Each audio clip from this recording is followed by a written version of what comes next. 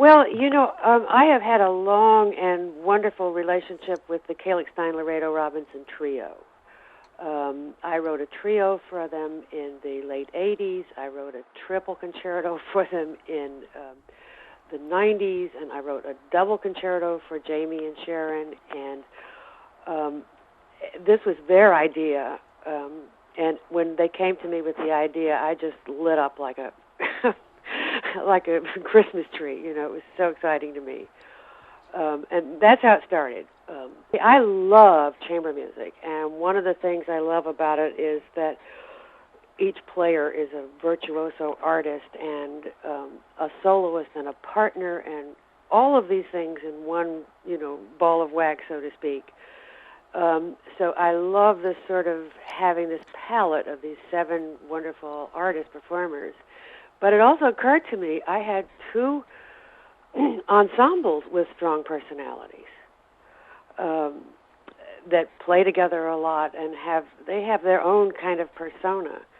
So I really wanted to make something out of that too, having the 2 ensembles and having the 7 performers.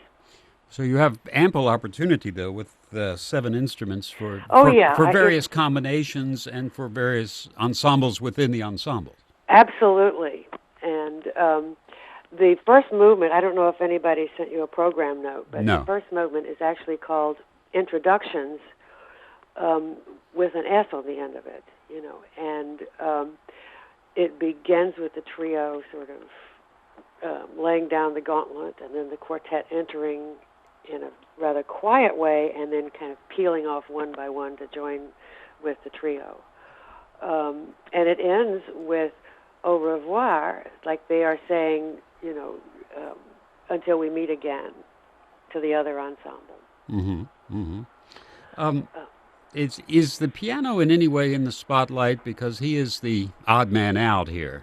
No, as a matter of fact, I always talk to the performers, before I start a piece.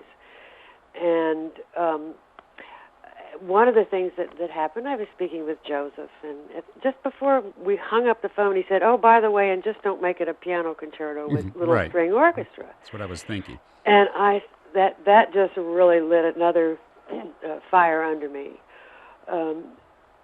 And as I thought of so many of the larger pieces, even including piano quartets that I love, they really are kind of like piano concertos with the strings used as a kind of a unit. And I thought it was a wonderful idea not to do that. Mm-hmm. Mm-hmm. So I gave him any number of things to do besides coming to the fore. Right.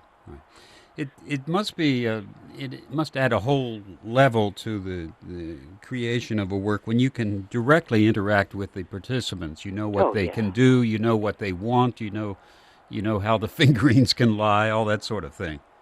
It's wonderful. It really is. It's I know it's a corny word, but it's inspiring to me. And after all, I have a theory. I am my first audience, and if I'm really happy with a piece, I give it to the performers, and they are the second audience. And then they're the ones that give it to the actual audience in the hall. And it's particularly wonderful when I'm a member of that audience, because it's this beautiful circle of communication.